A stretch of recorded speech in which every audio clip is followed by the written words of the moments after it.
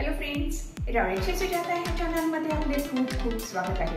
आता गणेश चतुर्थी येत आहे, त्याच्यामुळे आपण बाप्पांसाठी रोज कोणत्या नवीन प्रकारचे मोदक बनवणार आहोत। ह्याच्या अगोदर आपण 2-3 प्रकारचे मोदक दाखवलेले आहेत मी। आता आज हा आपण चौथा प्रकार बनवणार आहोत, तो म्हणजे sugar free modak. Sugar free modak हे इतके चविष्ट लागतात आणि खूप हेल्दी आहेत। चला तर मग बघूया आपण हे शुगर फ्री मोदक कसे बनवायचे आहेत ते। जर आपल्याला रॉयल शेफ सुजाता हे चॅनल आवडले तर सबस्क्राईब करायला विसरू नका। बेल आयकॉनवर क्लिक करा, लाईक करा, शेअर करा। तसेच आमच्या व्हिडिओला कॉमेंट सेक्शनमध्ये आपले मत लिहा।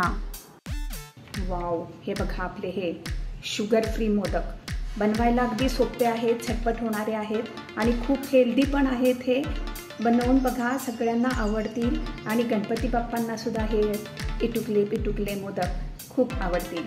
चला तर मग बघूया आपण हे मोदक कसे बनवायचे आहेत ते। त्याच्या अगोदर आपण जर रॉयल शेफ सुजाता या चॅनलला सबस्क्राईब केलं नसेल तर जरूर सबस्क्राईब करा। शुगर फ्री मोदक बनवण्यासाठी हे मी 15 खजूर घेतलेले आहेत। हे आपले नॉर्मल खजूर जे आहेत ते बाजारात मिळतात तेच घेतलेले आहेत।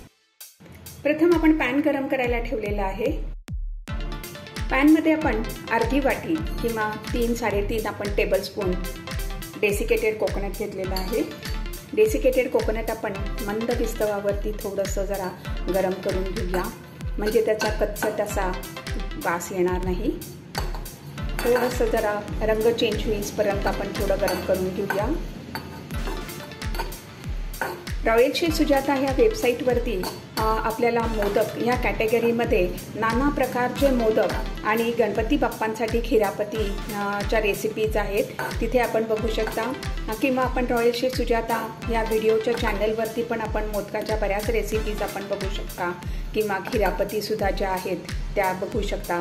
किंवा आता गौरी गणपती आलेले आहेत तर त्याच्यासाठी फराळाच्या रेसिपीज पण असंख्य आहेत आणि त्या पण कॅटेगरी वाईज आपण तिथे दिलेल्या आहेत। आता हे थोडंसं आपण जरा गरम करून घेऊया। आपले डेसिकेटेड कोकोनट गरम झालेला आहे, त्याचा रंगसुद्धा स्लाइटली आता चेंज झालेला आहे। आता विस्तव बंद करूया आणि हे काढून घेऊया।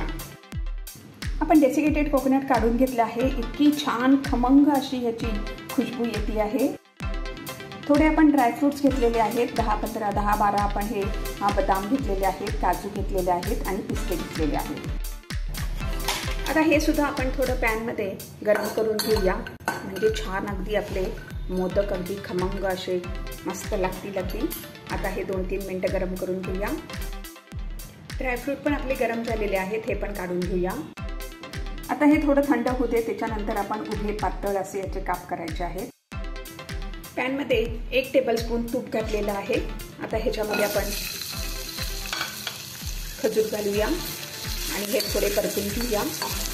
खजूर पण आपण मंद विस्तवावरती असे छान परतून घ्यायचे आहेत। फक्त 2 मिनटं जरा फक्त ते थोडे मऊ होईपर्यंत आपण परतून घ्यायचे। विस्तव बंदच ठेवूया। खजूर आपले परतून झालेले आहेत, विस्तव बंद केलेले आहे। हे तुपामध्ये सुद्धा हे खजूर नुसते परतून खायला इतके सुंदर लागतात, करून बघा तुम्ही। आता हे थंड होऊ दे। खजूर थंड झाल्यानंतर आपण ह्याच्या बिया काढून घेतलेल्या आहेत। आता ह्याचे आपण बारीक तुकडे करून घेऊया। त्यानंतर आपण हे ड्रायफ्रूट जे आपण गरम करून घेतलेले होते त्याचे हे असे बारीक तुकडे केलेले आहेत। खजूर आपण चिरून घेतलेला आहे। मिक्सरचं भांडं घेतलेलं आहे। मिक्सरच्या जारमध्ये खजूर घेतला आहे, थोडा ब्लेंड करूया। आपण हे थोडं ब्लेंड करून घेतलेलं आहे। डेसिकेटेड कोकोनट पण थंड झालेला आहे।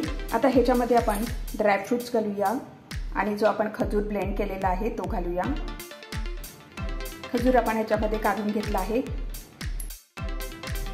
थोडी आपण वेलची पावडर घालूया आणि मिक्स करूया। मिश्रण चांगलं मी मिक्स करून घेतलेलं आहे आणि 1 चमचा मी ह्याच्यामध्ये परत तूप घातलेलं होतं, कारण काय ह्याचं त्याच्यामुळे आपलं हे ह्याला बाइंडिंग अगदी मस्त येईल अगदी। हे बघू शकता असं। आता आपण मोल्ड घ्यायचा आहे मोदकाचा। मोदकाच्या मोल्डला मी थोडंसं हे तूप लावून घेतलेलं आहे। मोदकाच्या मोल्डमध्ये आपण हे सारण भरून घेतलेलं आहे आणि हे चांगलं बोटाने आपण हे दाबून घ्यायचं आहे, म्हणजे त्याचा छान अगदी आकार येईल अगदी. आता आपण हे उघडून बघूया. आता हे आपण उघडूया. वाव, हे बघा आपले हे काय मस्त झालेले आहेत मोदक अगदी. आता हे काढून घेऊया. आपण बघू शकता काय सुंदर झाले आहे मोदक अगदी. आपण ह्याच्यामध्ये पाहिजे असेल तर आपण खसखस पण वापरू शकतो. मी खसखस घातलेली नाही आहे. जर आपल्याला आवडत असेल तर आपण खसखस घालू शकता.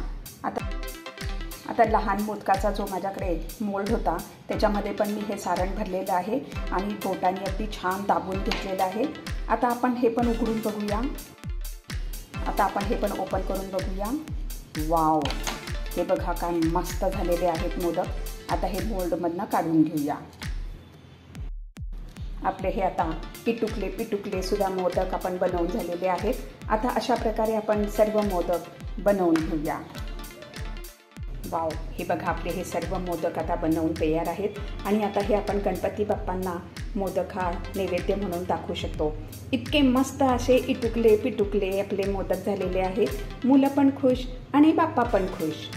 फ्रेंड्स, जर आपल्याला रॉयल शेफ सुजाता हे चॅनल आवडले तर सबस्क्राईब करायला विसरू नका. यापुढे सुद्धा आपण अशा छान छान रेसिपीज बघूया. धन्यवाद.